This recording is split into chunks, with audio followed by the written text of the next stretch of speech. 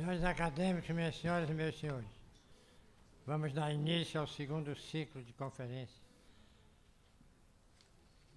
que se chama Cultura em Processo, com a coordenação do acadêmico Domício Proença Filho.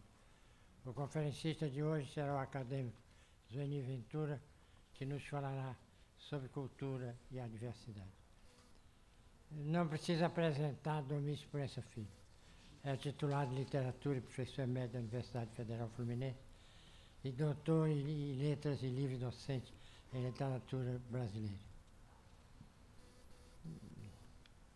É autor de mais de 60 obras, entre as quais se destacam numerosas na área da língua, como a linguagem literária e estilos de época na literatura, o primeiro já na 8ª edição e o segundo na 20ª edição, autor de vários livros de poesia, sobretudo Dionísio Esfacelado, sobre o Quilombo dos Palmares e Oratório dos Desconfidentes. E, além disso, escreveu também ficção, As Breves Histórias de Vera Cruz das Almas e capítulo Memórias Póstumas, daquela personagem de Machado de Assis, que ele retoma e recria com grande brilho e largueza de concepção e inventiva. Passo a palavra ao acadêmico Domício Proença Filho, que é o encarregado de zelar pelo bem-estar do Zueni Ventura.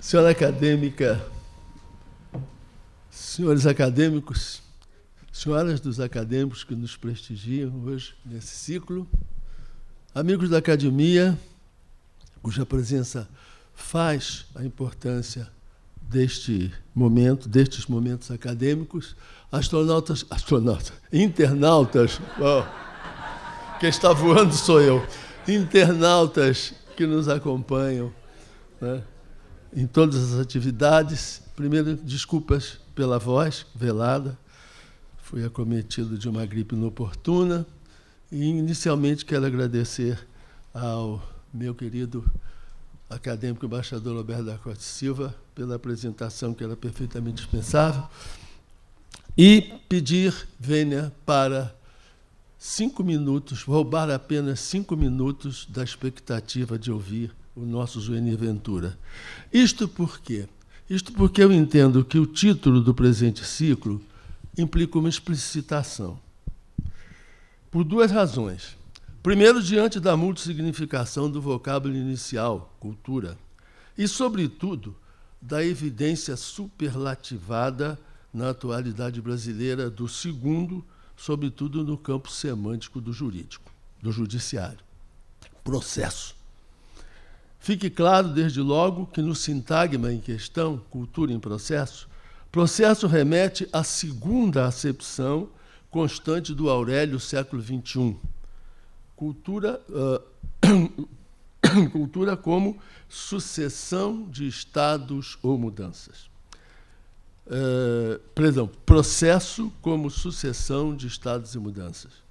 O segundo termo do sintagma. Cultura, por sua vez, corresponde a mais de 250 acepções. É claro que na base dos diferentes enfoques dos especialistas. E aqui eu peço vênia por estar, mais uma vez, sensacionalizando o óbvio ou rezando o Padre Nosso em casa de párocos. Peço, então, licença apenas para uma necessária situar do tema, apenas isso. As inúmeras significações do termo cultura vinculam-se, por outro lado, à dinâmica do tempo e à variabilidade do contexto histórico-social. Mudam-se os tempos, mudamos nós, muda a sociedade, muda a cultura que nela se concretiza, porque muda a história em que essa cultura se efetiva.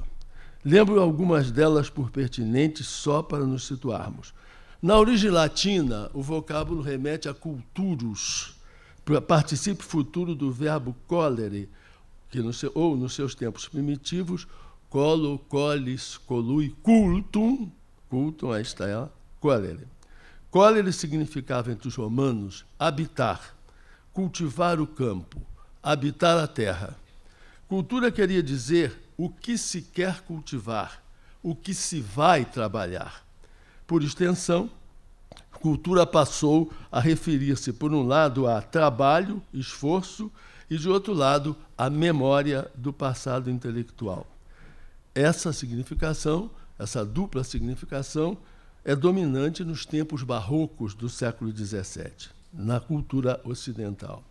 No sentido que se tornou mais comum e generalizado com o passar do tempo, o vocábulo passou a ser entendido como a totalidade das atividades situadas no âmbito das ciências e das práticas estéticas.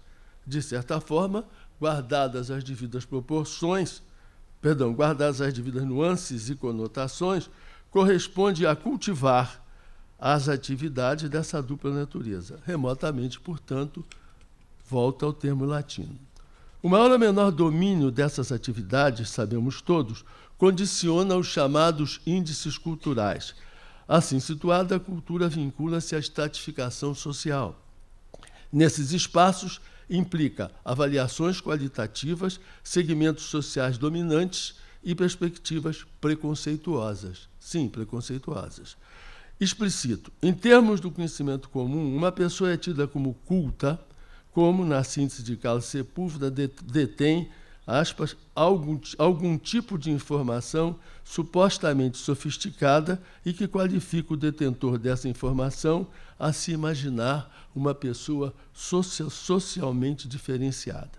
Ou seja, é culto alguém que demonstra familiaridade com manifestações da chamada alta cultura a partir da qualificação de um segmento social dominante. Por exemplo, obras de arte consideradas representativas, música qualificada como erudita, conquistas da ciência e da tecnologia, domínio do registro do idioma comum, denominado significativo e ideologicamente culto, e não formal. Registro culto. Quem não estiver assim familiarizado é considerado inculto, ignorante. Nessas circunstâncias, é frequentemente alvo de coerção social. Percebe-se a estreita relação entre cultura e ideologia, na medida em que esta envolve a relativização dos modos de pensar. Mas essa é outra história, eu volto ao termo nuclear para mais uma conceituação. Numa ótica socioantropológica, entende-se por cultura, seja-me permitido correr o risco de conceituar, o conjunto e a integração dos modos de pensar, sentir e agir que uma comunidade adota na solução dos problemas da vida humana associativa. A dinâmica do processo cultural, no âmbito desse entendimento, evidencia as duas configurações, a que costumo me referir com frequência nesses encontros. De um lado, há uma cultura feita, que corresponde aos modos de pensar, sentir e fazer institucionalizados e referendados pela sociedade em que se configuram e que envolvem uma tradição. Volto ao latim.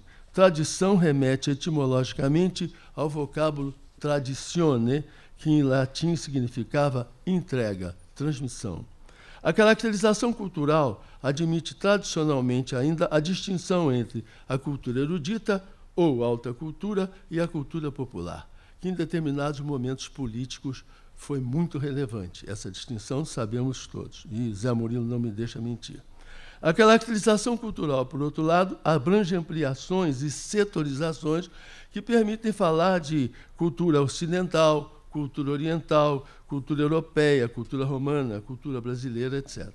De outro lado, existe a cultura fazendo-se a cada instante do cotidiano comunitário, com maior ou menor índice de erosão do que a tradição consagra, que é o objeto do Seminário Brasil-Brasil desta casa. Uma das premissas fundamentais da modernidade é a intensificação de uma erosão da tradição. No espaço dessa erosão, atente-se para a aceleração das mudanças que há algum tempo marcam a cultura ocidental, com destaque para a cultura de massa, vinculada ao desenvolvimento dos meios de comunicação, meios esses que se convertem na dinâmica do processo em eficientíssimos agentes culturais. Mais recentemente, é preciso ressaltar a presença avassaladora das novas tecnologias digitais da informação e da comunicação e suas decorrências, como, por exemplo, a exigência de novos paradigmas. Na sequência do processo histórico e da erosão assinalada, ganha presença o entendimento de que a cultura vai além de um conjunto de ideias, práticas simbólicas e estéticas sedimentadas e condicionadoras, representativas dos modos de ser da identidade comunitária como um todo. A cultura passa a fundamentar-se na diferença. É bastante lembrar os movimentos de afirmação de identidade cultural dos vários segmentos integrantes da sociedade brasileira, evidenciados há algum tempo. A cultura, como sistema, alimenta-se de nutrientes de duas naturezas, as mudanças e as tentativas de recuperar e manter a tradição. Entre os movimentos radicais de mudança, avulta a contracultura, em sentido restrito e em sentido amplo. Em sentido restrito, remete aos movimentos de mobilização e contestação emergentes na década de 50.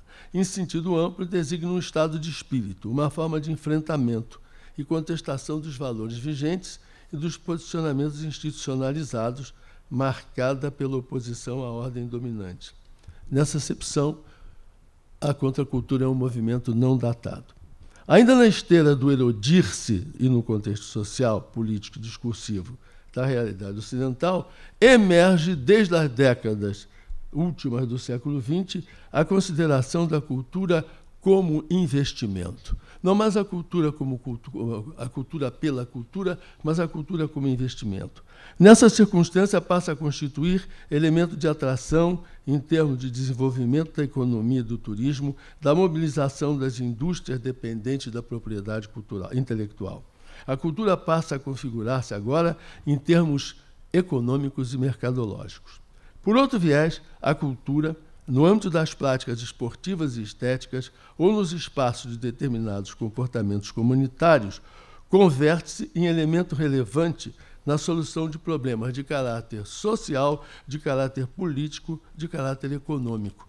Veja-se a restauração de monumentos, de espaços públicos, a atividade musical, a atividade teatral, a atividade esportiva como fatores de inclusão social. O desenvolvimento de novas tecnologias da comunicação e informação, por seu turno, tem conduzido a novas configurações culturais. Altera-se fundamentalmente a cultura de massa. Emerge avassaladora a cibercultura, ou cybercultura. E, paralelamente, o tempo hoje assiste ao desenvolvimento da inteligência artificial com seu potencial inimaginável. É sob aspectos desse processo que se pronunciarão os conferencistas no ciclo que ora se inicia, logicamente sem a pretensão de esgotar o tema. E começamos com Zuenir Ventura, que nos falará da relação na dinâmica que o caracteriza de um tema que se insere nos espaços da mudança, cultura e adversidade. Zuenir é bacharel licenciado em Letras Neolatinas, jornalista, ex-professor da Universidade Federal do Rio de Janeiro e da Escola Superior de Desenho Industrial da Universidade do Estado do Rio de Janeiro. Zuenir é autor de vários livros, entre os quais 1968, o ano que não terminou, cujas 48 edições já venderam mais de 400 mil exemplares. O livro serviu também de inspiração para a minissérie Os Anos Rebeldes, produzida pela TV Globo. Em 1989, publicou no Jornal do Brasil a série de reportagens O Acre de Chico Mendes, que depois virou livro. O trabalho que desvendou a morte do líder seringueiro lhe valeu o Prêmio ESSO de Jornalismo e o Prêmio Vladimir Herzog. Em 1993, frequentou durante 10 meses a favela de Vigário Geral, então dominada por uma facção de tráfico de drogas, o Comando Vermelho, e no ano seguinte lançou Cidade Partida, um livro-reportagem sobre a violência no Rio, traduzido na Itália e ganhador do Prêmio Jabuti de Jornalismo. Em fins de 1998, publicou O Rio de J. Carlos. No cinema, participou como roteirista dos documentários A Semana de 22, de Geraldo Sarno, Que País é Esse?, de Leon Hirschman, Antônios Jobim, de Dodô Brandão, Antônios, etc. Três Antônios, perdão, é que houve uma falha aqui de infraestrutura. Três Antônios e um Jobim, de Dodô Brandão. E Um Dia Qualquer e Paulinho da Viola, Meu Tempo é Hoje, ambos em parceria com Isabel Jaguaribe. Seu livro mais recente é o romance Sagrada Família. Entre os meus títulos está o de ser amigo de Zuenir há 60 anos. Fomos colegas da faculdade, então Faculdade de Filosofia, do curso Neolatinas. E, last but not least, Zuenir Ventura é colunista do jornal o Globo. Com a palavra, Zuenir Ventura, para nosso encantamento. Obrigado. Como veem, é a apresentação de um zelador, né? Ele é zelador desde essa época. Quer dizer, desde quando eu invejava o seu saber e a sua voz, né? Quer dizer, vocês vão ter que aturar essa aqui até o final. Com apenas uma vantagem, o seguinte, que vocês vão ter uma surpresa no final. Eu acho que vale a pena ficar. Isso tudo é um apelo para ninguém sair antes. Tá? Em dezembro de 1964, uma moça da zona sul do Rio, um negro carioca e outro nordestino, subiam o tablado do inacabado Teatro de Arena, em Copacabana, para um show surpreendente, a começar pelo título, Opinião, algo que já então experimentava a intensa procura dos tempos de escassez. Para o público, tanto quanto para os intérpretes e os autores, Oduvaldo Viana Filho, Armando Costa e Paulo Pontes, tratava-se de uma resposta, com 9 meses de atraso, ao golpe militar. A cantora Nara Leão, musa da Bossa Nova, o sambista Zequete e o cantador João do Vale, ambos desconhecidos, propunham-se, aparentemente, apenas contar suas vidas. 2 músicas, em especial, empolgavam a plateia que superlotava o teatro todas as noites.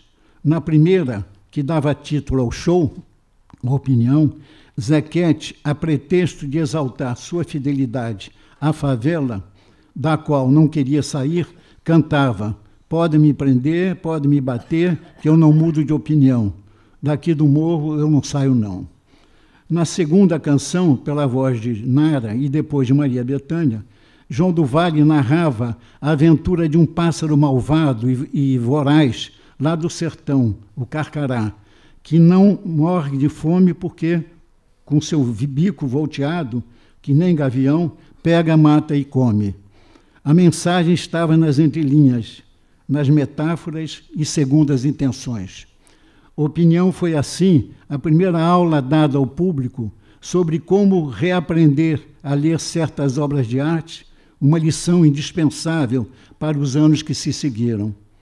O clima na plateia, compacta, ensopada de suor, era de catarse e sublimação. Vivia-se a sensação de uma vitória que tinha sido impossível lá fora.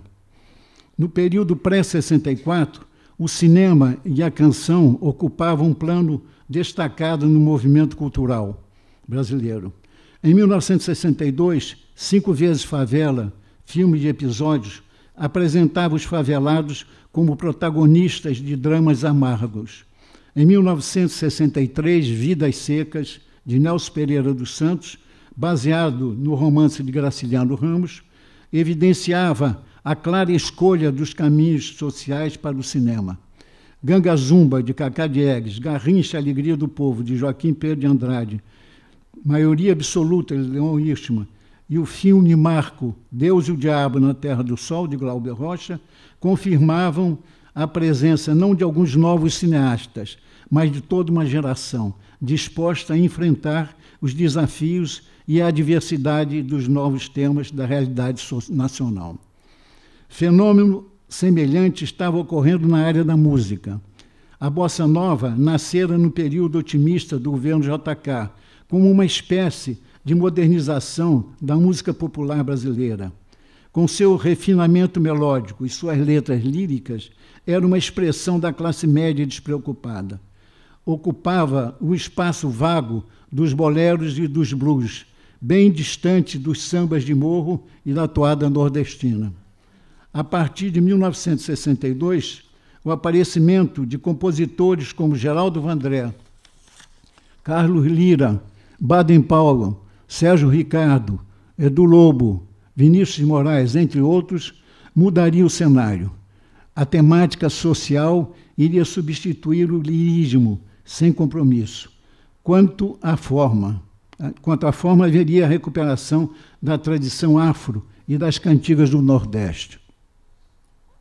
Assim como o show Opinião tinha polarizado as tentativas anteriores de uma arte de protesto, foi também no palco que surgiram os sinais mais concretos de uma arte de agressão que, em 1967 e 68, iria espalhar em todos os campos culturais novas cores, novas formas, novos sons e novas imagens.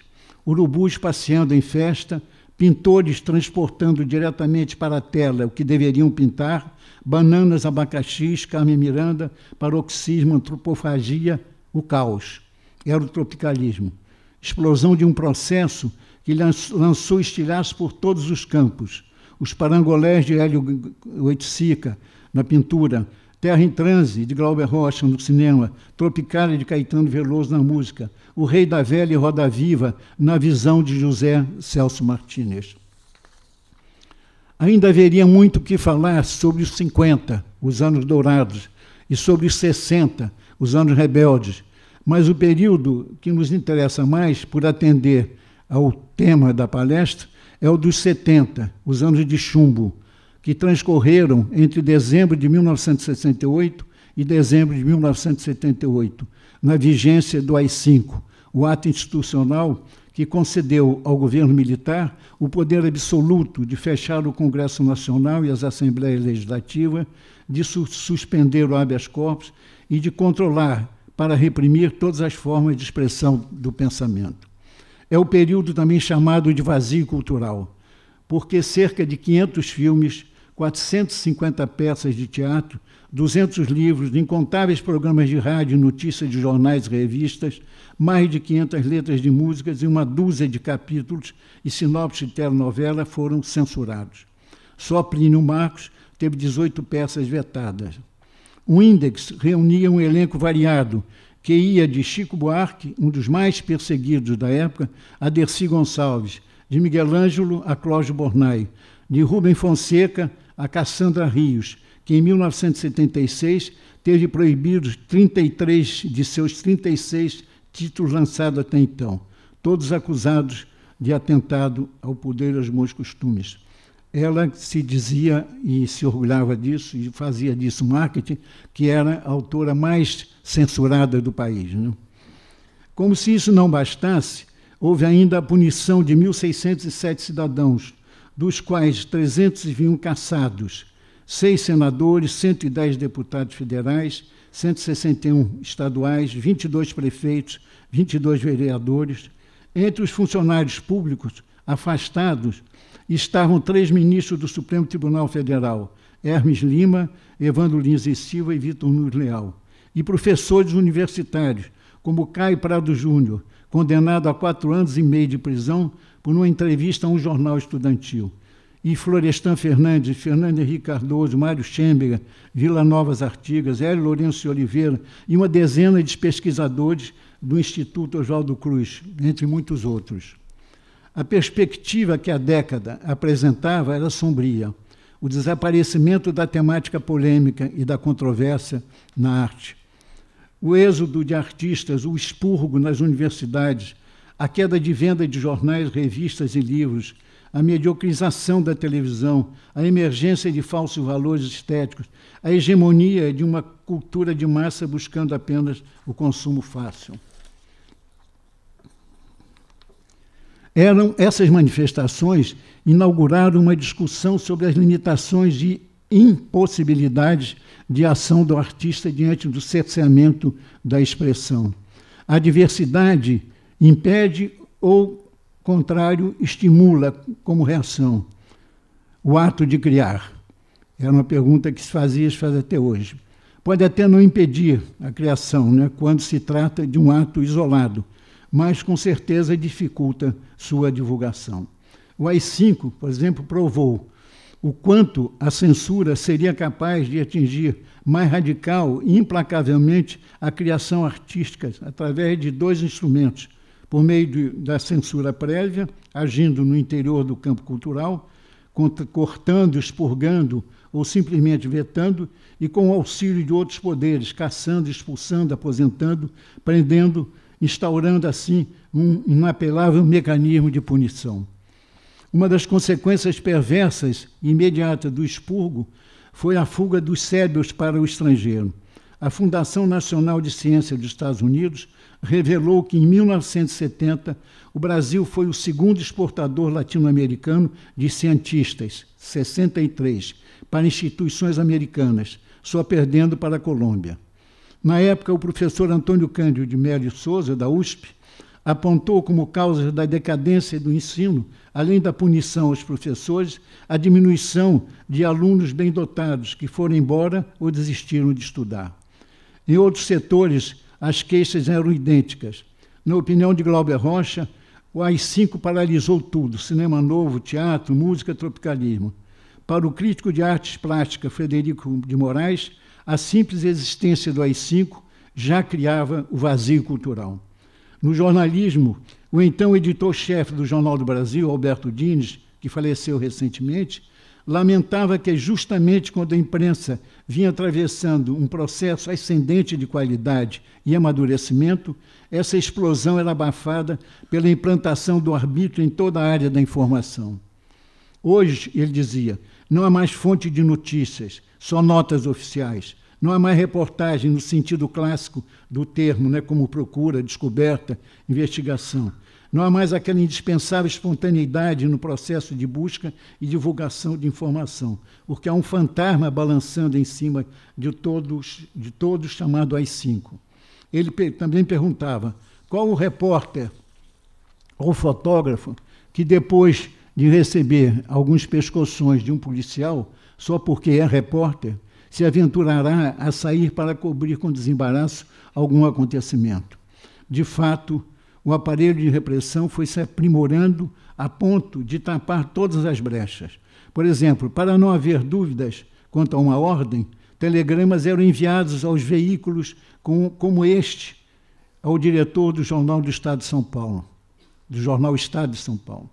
Aspas, de ordem do senhor ministro da Justiça, fica expressamente proibida a publicação de notícias, comentários, entrevistas ou critérios de qualquer natureza sobre abertura política ou democratização, ou assuntos correlatos, anistia a caçados ou revisão parcial de seus processos, críticas ou comentários ou editoriais desfavoráveis sobre a situação econômico-financeira, ou problemas sucessórios e suas implicações. O estilo é do telegrama. Viu?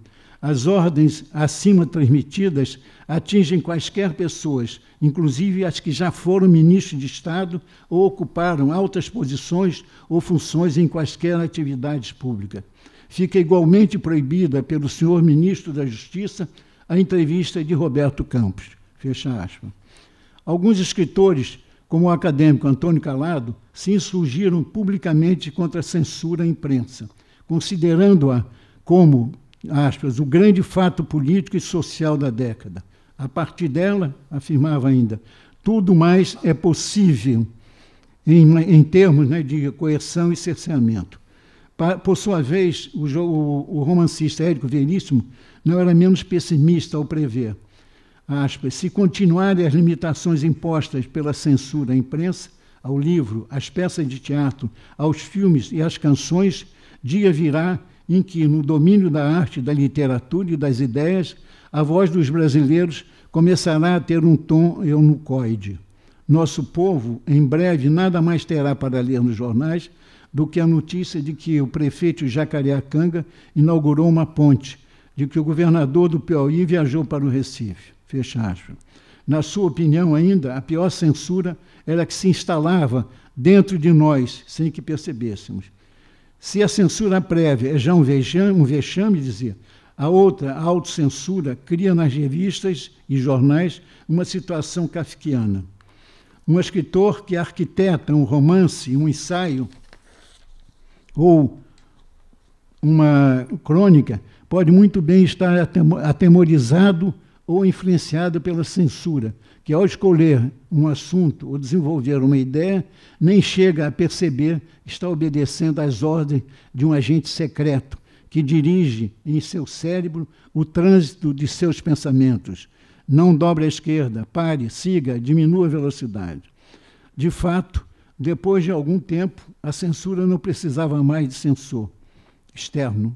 Cada um carregava dentro de si o seu. Agora, um caso assim muito icônico daquela época, na área da música, né? Sobre Chico Buarque. Aos 28 anos de idade e 7 de carreira, Chico Buarque de Holanda já tinha uma obra surpreendentemente extensa e rica, com 5 LPs gravados, um dos quais, Construção, vendera logo 100 mil cópias, e outro, com Caetano, 120 mil, e 2 peças teatrais, Roda Viva e Calabar, ele conseguia agradar todos os gostos, o culto e o popular, menos o da censura. Era um de seus autores mais visados. Ele próprio explicava, aspas, os censores acham que vai ter problema e então leva mais tempo censurando. Dificilmente aprovam da primeira vez, fecha aspas. Com a autoridade de freguês, o compositor que chegou a se esconder atrás do pseudônimo de Julinho da Adelaide conhecia como poucos a rotina dos censores. Eis o seu depoimento. Eles querem ouvir a gravação, querem bater papo e, por via das dúvidas, acabam censurando. Depois, mandam para Brasília e lavam as mãos. Ninguém quer assumir sozinho a responsabilidade de liberar uma música. E o que importa é menos a letra ou a música, mas o autor, que é fulano que já fez tal música e tal declarações. Fecha aspas. A última música que mandei, ele continuava, não tem nada, mas eles vão ler 100 vezes, olhar nas entrelinhas, tentando encontrar intenções, relações com músicas anteriores, etc.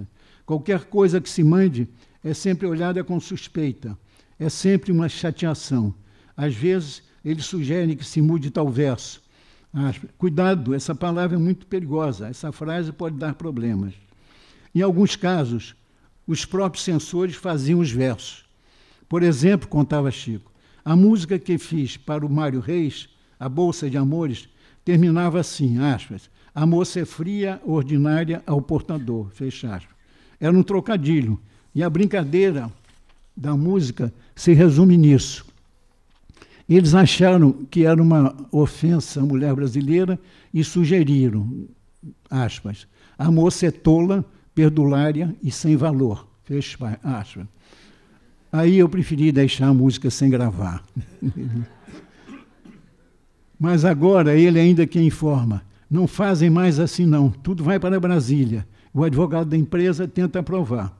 A peça Calabar ficou 3 meses na censura. E quando eu já estava achando que não ia acontecer nada de bom, foi liberada com alguns cortes e algumas músicas que não podem ser cantadas.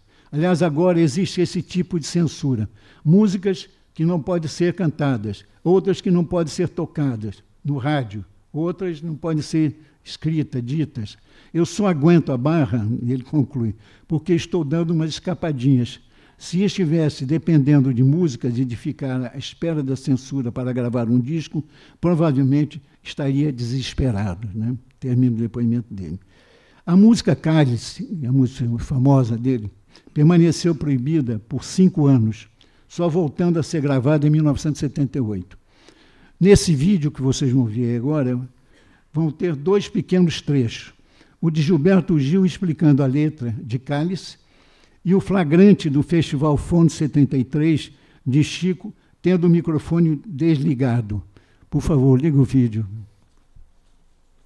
e diminui a luz. Pai, afasta de mim esse cálice. Pai, afasta de mim esse cálice de vinho tinto de sangue. Eu me lembro, saí dali daquela coisa, peguei o telefone, liguei para Chico e disse, Chico, eu tive uma ideia do cálice. Hoje é sexta-feira, ficou a coisa do cálice. Vamos por aí? Vamos partir por aí? Ele fez, tá bom, vamos embora, vinha para cá amanhã, que é sábado de Aleluia, você vem para aqui, ele morava na Lagoa, ali na Borges, né, de Medeiros, se não me engano, um edifício, morava lá na cobertura, a gente via a lagoa, até acabou entrando o monstro, para ver emergir o monstro da lagoa que ele botou na letra. Esse silêncio todo me atordoa, atordoado eu permaneço atento, na arquibancada para qualquer momento ver emergir o monstro da lagoa. E então eu fui para lá, na varanda dele, ele botou a mesinha lá e tal, disse, quer tomar alguma coisa? Ele disse, eu tenho uma bebida aqui que eu gosto de vez em quando de tomar, quer provar? Era o Fernet, né? A bebida amarga, né? Como beber dessa bebida amarga, tragar a dor e etc. Como beber dessa bebida amarga, tragar a dor, engolir a labuta. Mesmo calada a boca, resta o peito. Silêncio na cidade não se escuta. E eu me lembro que quando eu cheguei, disse assim, sentamos ali e tal, ele serviu a bebida. Eu disse, pois é, e a ideia do cálice? Ele disse assim, pois é, tem o cálice esse e tem o cálice. Então foram as duas coisas, a ideia do tormento, né, do sofrimento físico e, enfim, pela tortura, e a censura, com o cálice do calar-se, do verbo cálice de Jesus e o cálice do verbo calar-se, que era a censura na época. E aí nós sentamos e fizemos. Eu já havia levado algumas anotações de início da letra, aí a coisa da bebida amarga que ele me serviu, entrou também, ele botou a coisa do monstro da lagoa, que era a paisagem que a gente descortinava ali enquanto fazíamos a música, e ele, enfim, eu voltei para casa, alinhavei as últimas ideias, ele também, e, enfim, nós já havíamos combinado a melodia, como seria,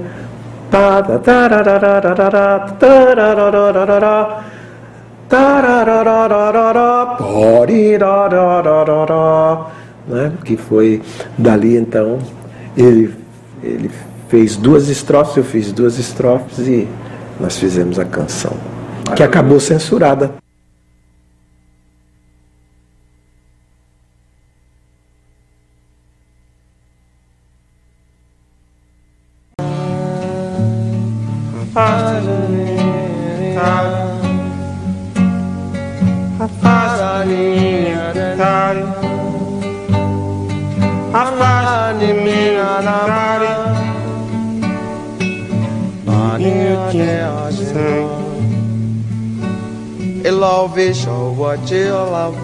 Cálice, Shala o satita o se ama. cálice, Shala o de caça o de calabo. cálice, Shala o que te ilumina. cálice, Shala chocode ama. cálice, Chega hoje podomana. cálice, Shala cálice, cálice, cálice, cálice. Pai, afasta de mim esse cálice.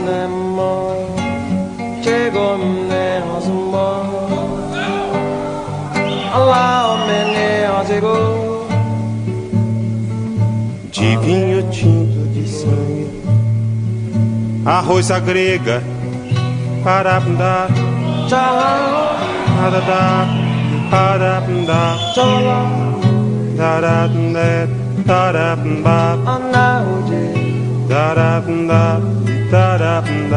meu som!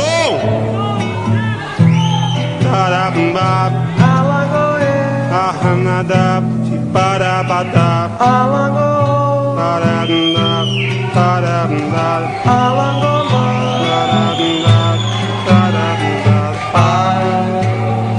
afasta de mim esse cálice.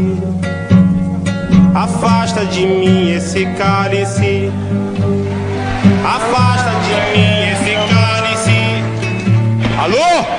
Alô, alô, alô.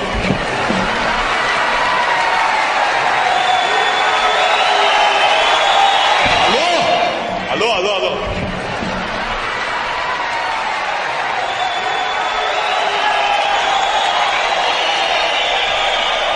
Olha, eles estão me apurrinhando muito, sabe? Esse nosso também, desligar o som, não estava no programa, não.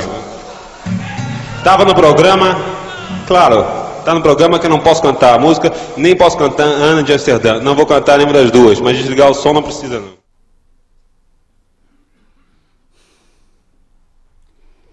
Tem gente que quer voltar a esse tempo, né?